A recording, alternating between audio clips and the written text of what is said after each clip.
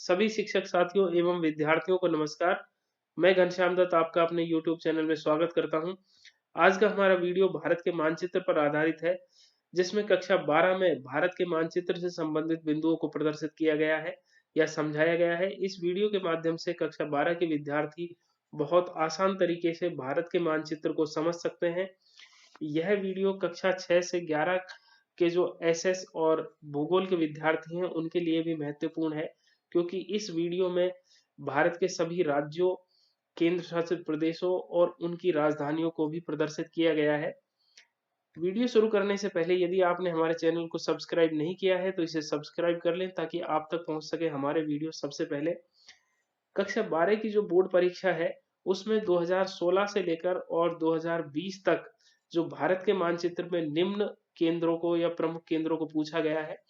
तो आइए देखते हैं। 2016 की अगर बात की जाए तो उसमें सूती वस्त्र केंद्रों को पूछा गया है, जिनमें मुंबई, दिल्ली, कोलकाता, चेन्नई प्रमुख है। 2017 में भारत के मानचित्र में तेल शोधनशालाओं को पूछा गया है, जिनमें जामनगर, मथुरा, कोची और बरौनी है। 2018 में भारत के प्रमुख हवाई अड्डों को पूछा गया है मानचित्र में, जिनमें दिल्ली, उदयपुर, बेंगलोर और पटना है। 2019 में जो भारत की तेल शोधनशालाओं को पूछा गया है, जिनमें मथुरा, बरौनी, हल्दिया और चेन्नई है। 2020 में जो सूती वस्त्र केंद्रों को पूछा गया है, जिनमें राजकोट, वर्धा, हुगली और मदुरै हैं। भारत के इस मानचित्र में भारत के विभिन्न राज्यों, केंद्र शासित प्रदेशों और उनकी राजधानियों को प्रदर्शित किया गया है। विद्यार्थियों को सर्वप्रथम भारत के मानचित्र में राज्यों की स्थिति जानना आवश्यक है, क्योंकि जब तक विद्यार्थी को मानचित्र में राज्यों की स्थिति पता नहीं होगी, तब तक विद्यार्थी मानचित्र में राज्यों में प्रमुख नगरों, औद्योगिक केंद्रों, तेल शोधनशालाओं, हवाई अड्डों आदि को सही प्रकार से मानचित्र में नहीं दर्शा सकता है। यह मानचित्र इस दृष्टि से भी महत्वपूर्ण है कि इसमें राज्यों, केंद्र शासित प्रदेशों और राजधानियों को प्रदर्शित किया गया है, और ये राजधानियां राज्य के प्रमुख नगर और हवाई अड्डे भी हैं। इस मानचित्र में राज्यों को लाल कलर से, केंद्र शासित प्रदेशों को नीले कलर से और उनकी राजधानियों को ग्रीन कलर से प्रदर्शित किया गया है। तो आइए हम देखते हैं भारत में राज्यों और केंद्र शासित प्रदेशों की स्थिति। तो वर्तमान में भारत में 28 राज्य और 8 केंद्र शासित प्रदेश हैं। तो राज्यों से शुरुआत करते हैं। सबसे पहले हिमाचल प्रदेश के बारे में बात करते हैं, जिसकी स्थिति मानचित्र में यहाँ पर है भारत में। और हिमाचल प्रदेश की जो राजधानी है वो शिमला है। उसके बाद पंजाब राज्य की स्थिति मानचित्र में यहाँ पर है, और इसकी राजधानी चंडीगढ़ है, जो कि यहाँ पर है। इसके साथ ही लगता हुआ दूसरा राज्य हरियाणा है, जिसकी स्थिति मानचित्र में यहाँ पर है, और इसकी राजधानी भी चंडीगढ़ ही है। उसके बाद यहाँ उत्तराखंड राज्य है, और जिसकी राजधानी देहरादून है, और उत्तराखंड की ग्रीष्मकालीन राजधानी अभी गैरसैंण को भी बनाया गया है। उसके बाद उत्तर प्रदेश, जो कि यहाँ पर स्थित है मानचित्र में, जिसकी राजधानी लखनऊ है। उसके बाद राजस्थान की स्थिति मानचित्र में यहाँ पर है, जो कि भारत का सबसे बड़ा राज्य है क्षेत्रफल की दृष्टि से, और उसकी राजधानी जयपुर है, जिसकी स्थिति मानचित्र में यहाँ पर है। उसके बाद यहाँ पर ये गुजरात राज्य है, और गुजरात राज्य की जो राजधानी है वो गांधीनगर है, जो कि यहाँ पर है। उसके साथ मध्य प्रदेश राज्य की सीमाएं लगती है, जो कि मानचित्र में यहाँ पर दर्शाया गया है, और मध्य प्रदेश की राजधानी भोपाल है। उसके बाद महाराष्ट्र राज्य है, और महाराष्ट्र राज्य मानचित्र में गुजरात और मध्य प्रदेश के नीचे यहाँ पर है, और महाराष्ट्र की राजधानी मुंबई है, जो कि पश्चिमी तटीय प्रदेश में यहाँ पर स्थित है। उसके बाद महाराष्ट्र के साथ लगता हुआ राज्य गोवा है, जिसकी राजधानी पणजी है। उसके बाद यहाँ पर कर्नाटक राज्य है, और कर्नाटक की जो राजधानी है बेंगलुरु है। यहाँ पर केरल राज्य है, और केरल राज्य की राजधानी तिरुवनंतपुरम है, जिसकी स्थिति मानचित्र में यहाँ पर है। उसके साथ ही यहाँ पर तमिलनाडु राज्य है, और तमिलनाडु की जो राजधानी है वो चेन्नई है, जो कि यहाँ स्थित है। यहाँ पर आंध्र प्रदेश राज्य है, और इसकी जो राजधानी अमरावती को बनाया गया है और कानूनी राजधानी अभी हैदराबाद ही है। उसके साथ यहाँ पर तेलंगाना राज्य है जिसकी स्थिति मानचित्र में यहाँ पर है और इसकी राजधानी भी हैदराबाद ही है। उसके बाद यहाँ उड़ीसा राज्य की स्थिति है मानचित्र में और उड़ीसा की जो राजधानी है वो भुवनेश्वर है जिसकी स्थिति मानचित्र में यहाँ पर है। इसके साथ यहाँ छत्तीसगढ़ राज्य है और छत्तीसगढ़ राज्य की राजधानी रायपुर है जिस जो मानचित्र में यहाँ है। इसका नाम अभी अटल नगर भी किया गया है। उसके बाद यहाँ झारखंड राज्य है जिसकी स्थिति मानचित्र में यहाँ पर है और झारखंड की जो राजधानी है वो रांची है जो यहाँ पर स्थित है। उसके बाद यहाँ पर बिहार राज्य की स्थिति है मानचित्र में और बिहार की जो राजधानी है वो पटना है जो मानचित्र में यहाँ पर स्थित है। उसके बाद पश्चिम बंगाल है। पश्चिम बंगाल की जो स्थिति मानचित्र में यहाँ पर है और बांग्लादेश से इसकी सीमाएं लगती हैं। पश्चिम बंगाल की जो राजधानी है वो कोलकाता है जो मानचित्र में यहाँ पर है। उसके बाद सिक्किम राज्य की स्थिति है जो कि यहाँ पर है और सिक्किम की जो राजधानी है वो गंगटोक है जो यहाँ पर प्रदर्शित किया गया है। उसके बाद यहाँ पर अरुणाचल प्रदेश है और अरुणाचल प्रदेश की जो राजधानी है वो ईटानगर है। यहाँ ये असम राज्य की स्थिति है मानचित्र में और असम की जो राजधानी है वो दिसपुर है। उसके बाद यहाँ पर अरुणाचल प्रदेश के नीचे यहाँ पर ये नागालैंड है जिसकी राजधानी कोहिमा है। नागालैंड के नीचे यहाँ पर मणिपुर राज्य है जिसकी स्थिति मानचित्र में यहाँ पर है और मणिपुर की राजधानी का नाम इम्फाल है जो यहाँ पर स्थित है। मणिपुर के नीचे यहाँ पर मिजोरम राज्य की स्थिति है और मिजोरम की जो राजधानी है वो आइजोल है जिसकी स्थिति मानचित्र में यहाँ है।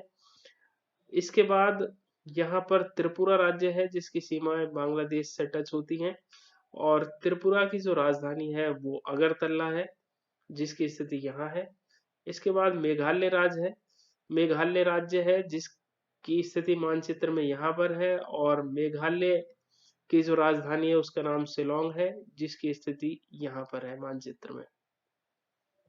तो इस तरह से ये भारत के 28 राज्य थे। अब बात करते हैं केंद्र शासित प्रदेशों की जो भारत में 8 है। हाल ही में जम्मू कश्मीर राज्य का पुनर्गठन किया गया है और उसे राज्य की सूची से बाहर किया गया है और उसको 2 भागों में बांटा गया है और 2 केंद्र शासित प्रदेश बनाए गए हैं यहाँ पर। तो पहला जो केंद्र शासित प्रदेश है जम्मू और कश्मीर है जिसकी राजधानी श्रीनगर और जम्मू दोनों को बनाया गया है। जम्मू जो है ग्रीष्मकालीन राजधानी शीतकालीन राजधानी है और श्रीनगर ग्रीष्मकालीन राजधानी है। इसी तरह दूसरा जो केंद्र शासित प्रदेश है वो लद्दाख है और इसकी राजधानी लेह को बनाया गया है। उसके बाद यहाँ पर चंडीगढ़ केंद्र शासित प्रदेश है जिसकी राजधानी चंडीगढ़ ही है जिसकी स्थिति मानचित्र में यहाँ है। चंडीगढ़ केंद्र शासित प्रदेश होने के साथ साथ 2 राज्य पंजाब और हरियाणा की भी राजधानी है।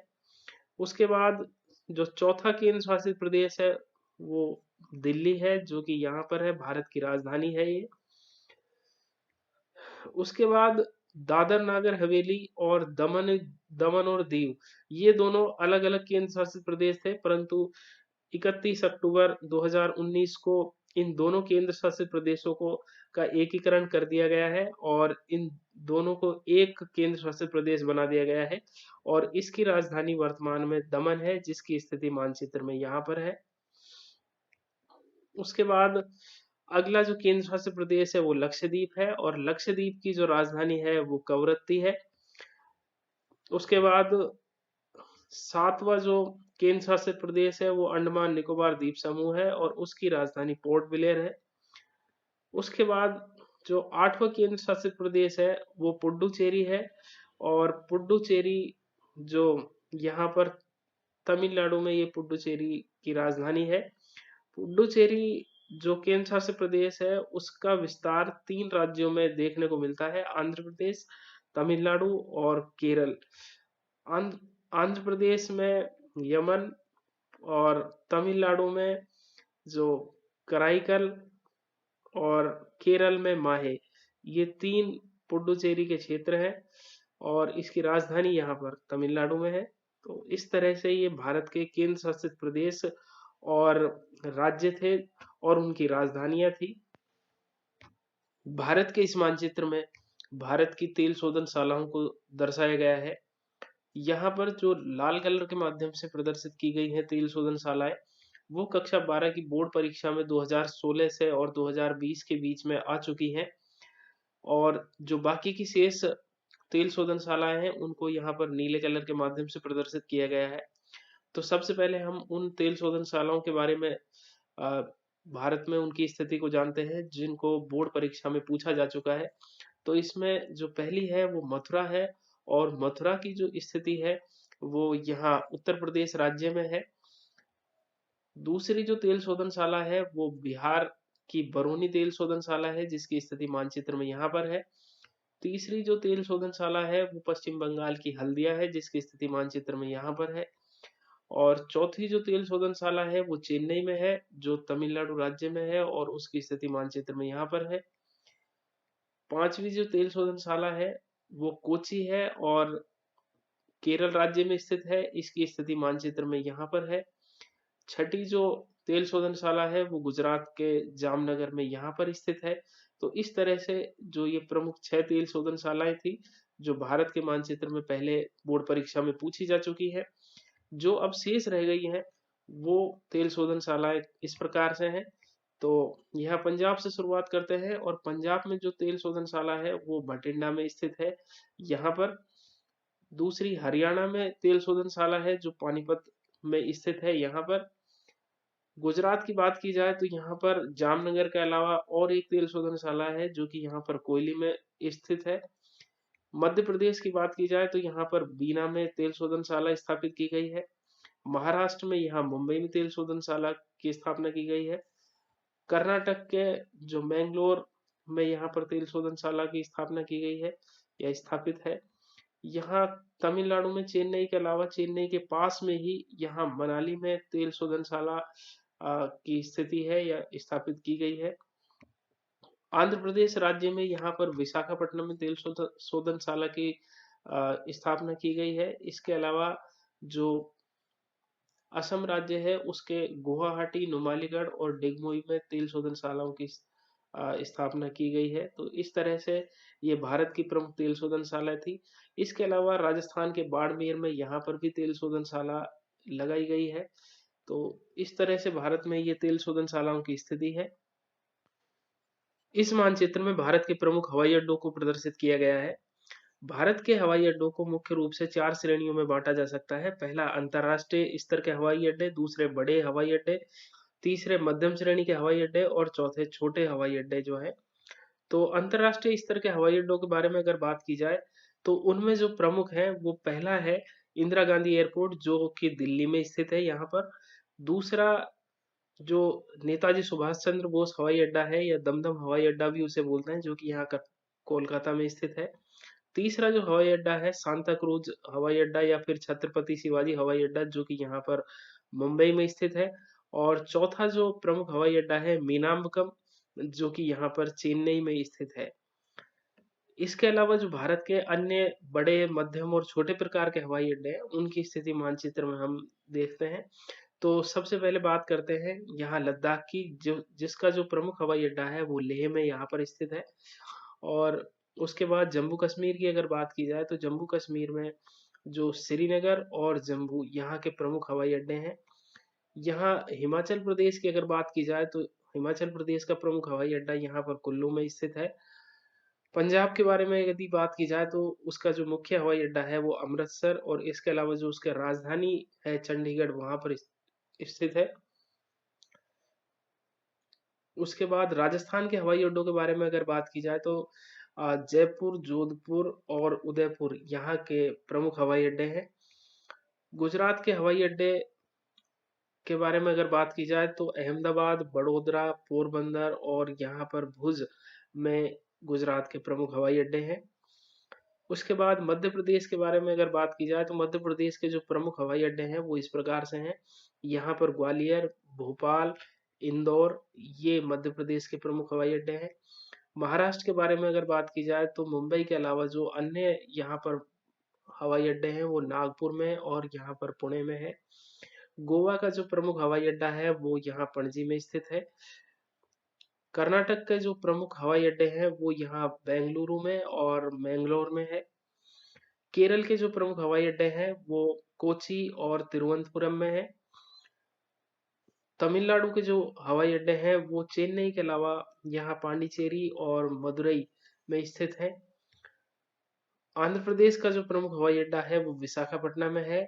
और यहाँ तेलंगाना जो राज्य है उसका प्रमुख हवाई अड्डा उसकी राजधानी हैदराबाद में स्थित है। छत्तीसगढ़ के बारे में अगर बात की जाए तो उसका जो प्रमुख हवाई अड्डा है वो रायपुर में है। उड़ीसा का जो प्रमुख हवाई अड्डा है वो भुवनेश्वर उसकी राजधानी में स्थित है।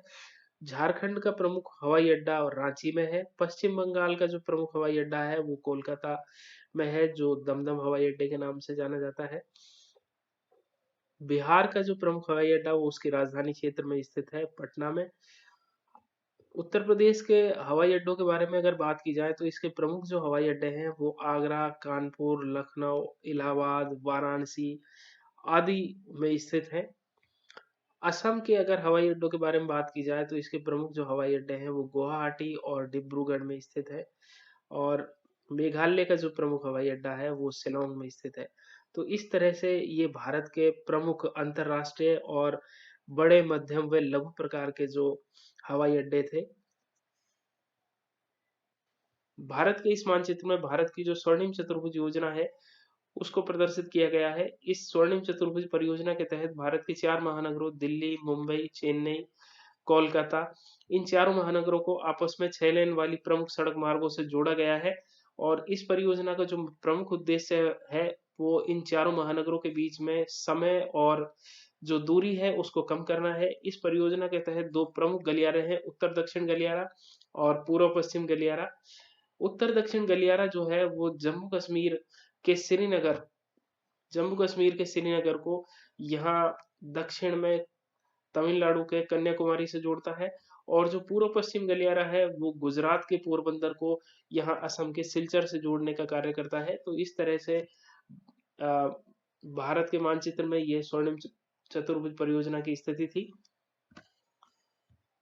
भारत में कोंकण रेलवे की स्थिति इस प्रकार से है। भारत का जो पश्चिमी तटीय प्रदेश है जहाँ सह्याद्री की पहाड़ियां या पश्चिमी घाट है, यह क्षेत्र भारत का काफी उबड़ खाबड़ है। और इस क्षेत्र में जो काफी नदियां निकलती हैं तो नदी घाटियों का क्षेत्र है, जिस वजह से यहाँ पर रेल मार्ग बिछाना एक बहुत ही कठिन कार्य था, परंतु भारतीय इंजीनियरों ने इस कार्य को सफल बनाया है और यहाँ पर कोंकण रेल मार्ग का निर्माण किया है। यह कोंकण रेल मार्ग यहाँ मुंबई के निकट रोहा से स्टार्ट होता है और यहाँ कर्नाटक में बेंगलोर तक जाता है। इसकी लंबाई 760 किलोमीटर है, जिसमें 2000 पुल और 91 सुरंगें बनाई गई है। तो इस तरह से भारत के ये पश्चिमी तटीय प्रदेश में कोंकण रेल मार्ग की स्थिति है। आज के वीडियो में बस इतना ही। यदि यह वीडियो आपको पसंद आया हो तो इसे लाइक और शेयर जरूर करें तथा हमारे चैनल को भी सब्सक्राइब करें। अगली वीडियो में आपसे फिर मुलाकात होगी, तब तक के लिए जय हिंद, जय भारत, धन्यवाद।